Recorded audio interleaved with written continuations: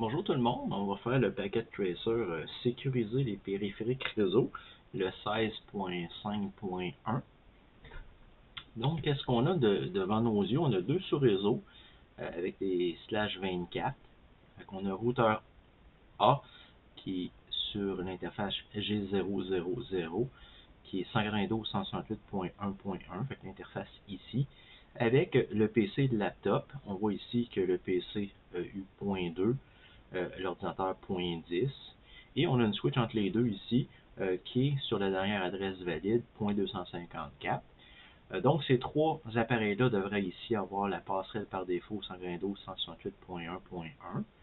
Et on a ici un remote PC, un ordinateur distinct ici, avec 192.168.2.10, qui devrait avoir ici la passerelle par défaut 192.168.2.1, qui est dans le fond l'interface du routeur G001.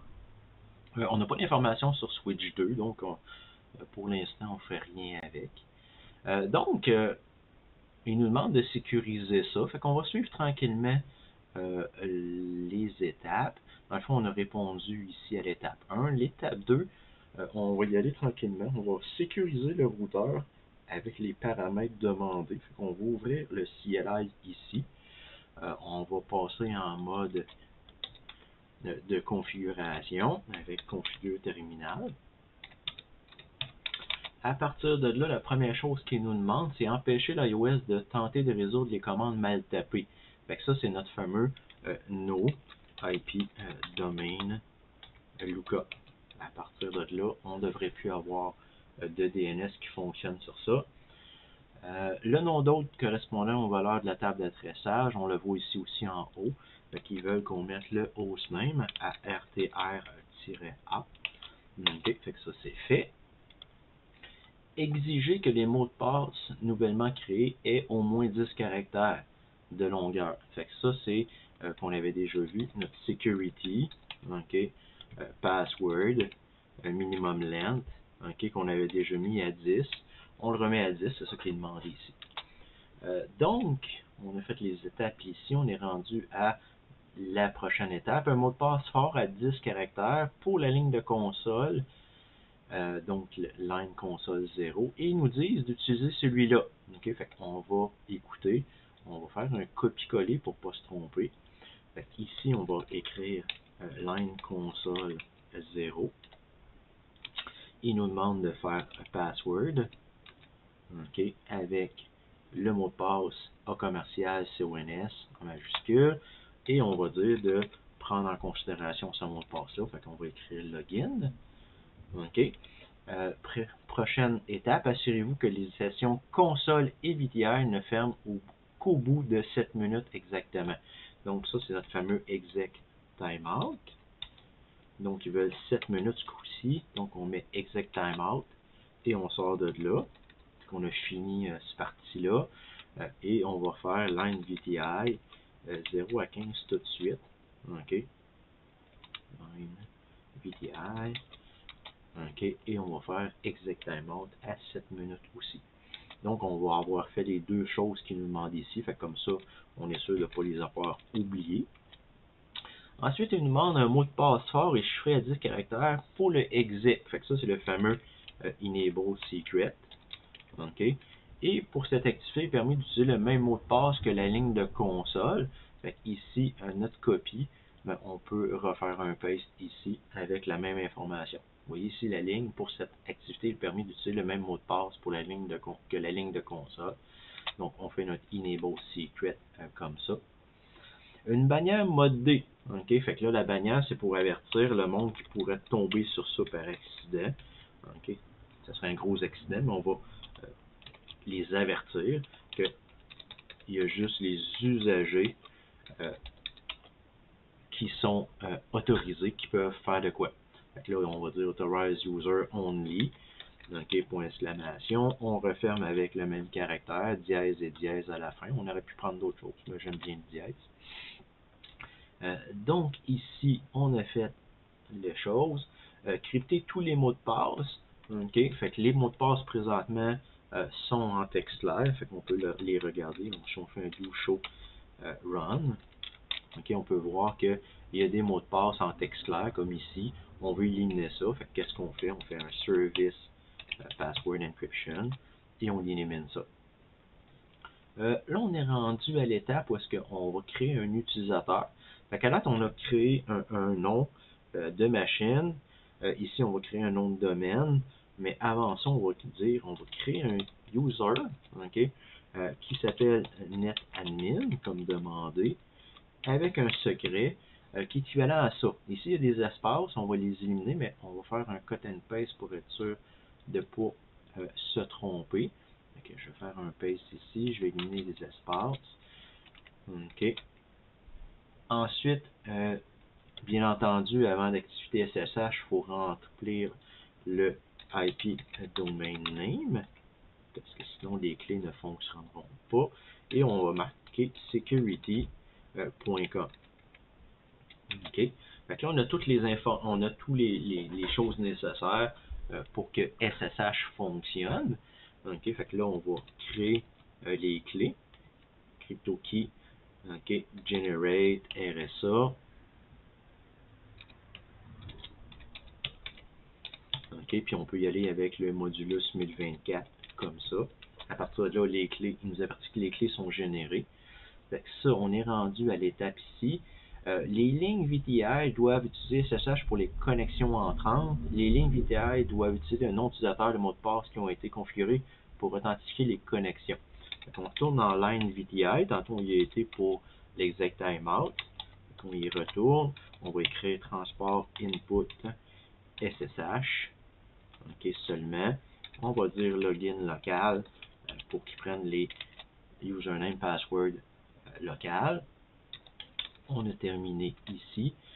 L'autre chose qu'il nous demande, les lignes VTI doivent utiliser le nom d'utilisateur et le mot de passe, ça c'est fait. Empêcher les tentatives de connexion brute force, fait que ça c'est notre fameux block 4. On va faire le login, block 4. Il nous demande 45 secondes bloquées. S'il y a 3 essais, OK, attempt 3, pendant 100 secondes. Fait que si à l'intérieur de 100 secondes, il y a 3 essais, on va bloquer 45 secondes. Donc, on est rendu à l'étape 3. Fait qu'ici, au niveau du routeur A, on va sortir, on va enregistrer les informations. OK, ça c'est fait.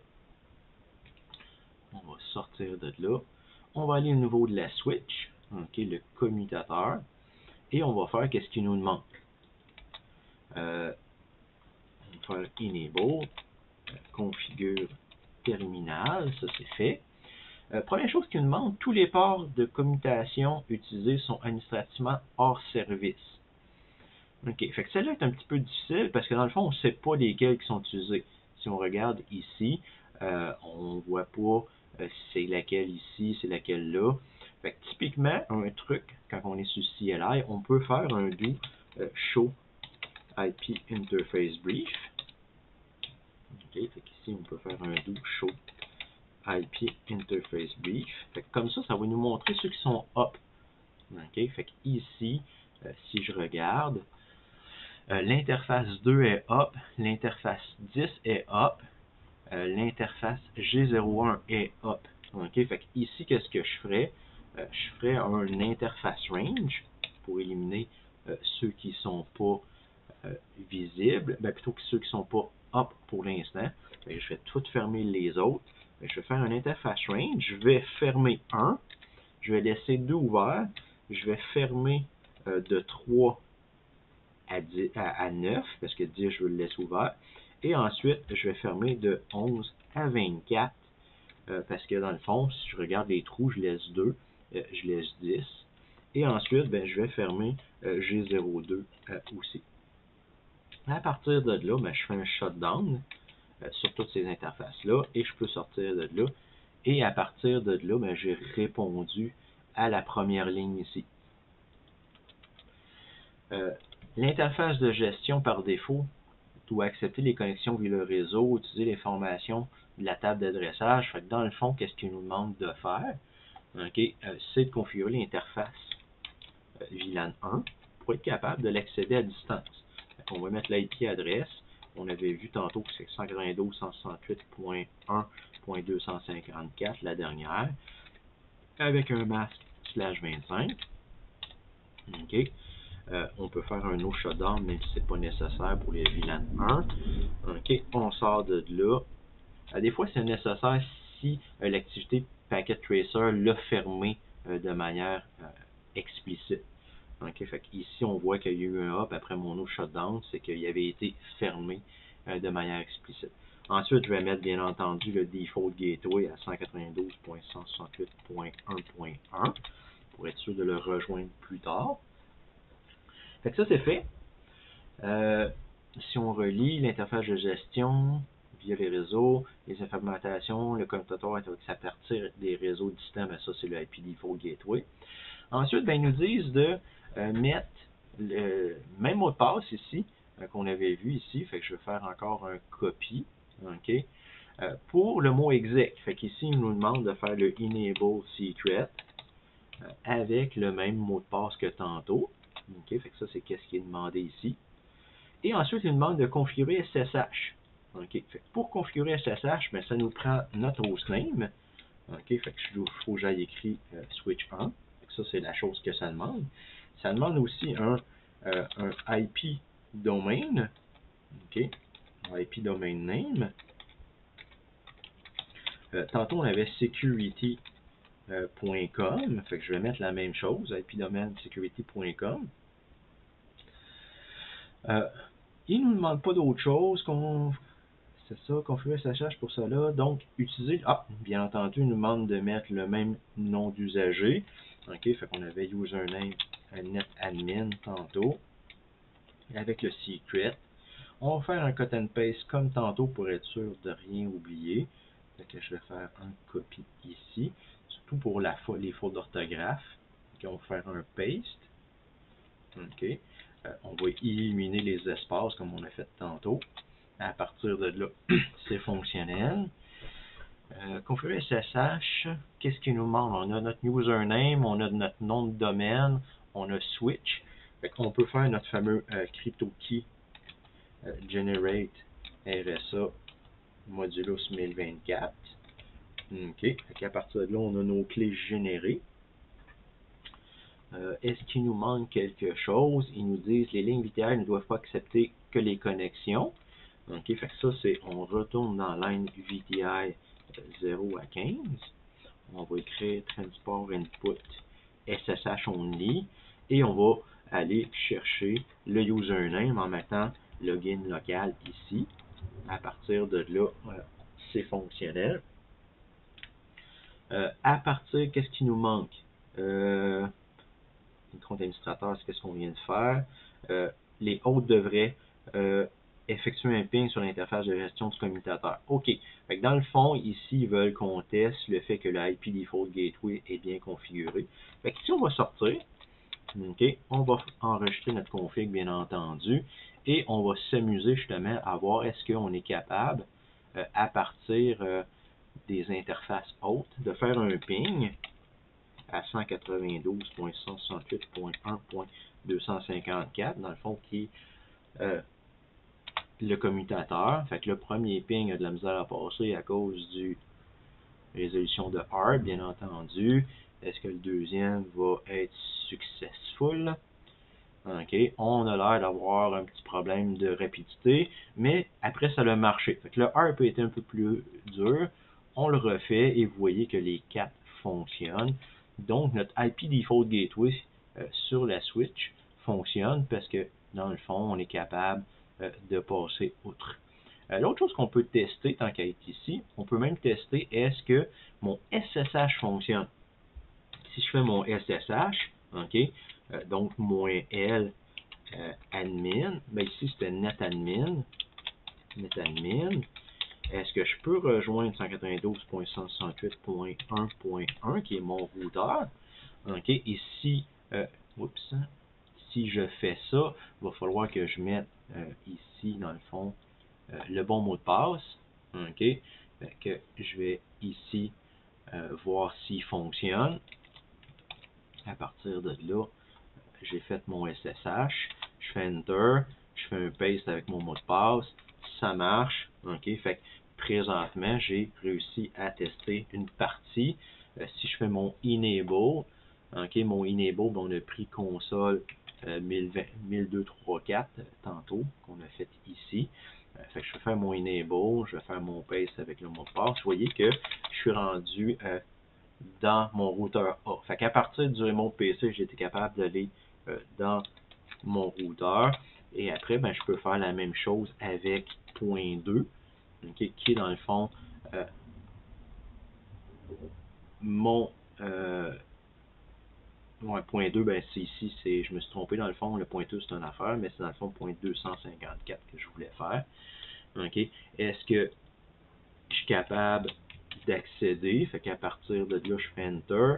Il me demande le mot de passe, je vais copier mon mot de passe ici. Est-ce que le enable fonctionne? Bien entendu, il faut rentrer le mot de passe enable. OK, paste. À partir de là, ben, je suis rentré. Fait que présentement, j'ai fait mes tests à partir de mon remote PC vers mon routeur et ma switch. Et j'ai testé que SSH fonctionnait bien, donc tout était configuré. Fait que j'espère que ça vous a permis de comprendre un peu le mécanisme et comment on pouvait tester ça. On pourrait après faire la même chose à partir d'ici, faire des tests ping 192.168.2.10 pour voir est-ce que je suis capable de rejoindre le remote PC. Ben là, ici, on voit que ça fonctionne. Est-ce que je suis capable de rejoindre l'interface du routeur, l'autre interface du routeur, mon autre compagnon sur l'interface point 2. Est-ce que je suis capable de poigner point 10, etc. Je peux faire le tour de la table d'adressage puis voir si tout fonctionne bien. J'espère que ça vous a aidé à comprendre un peu plus tous les commandes pour configurer un réseau. Et on se revoit pour une prochaine vidéo.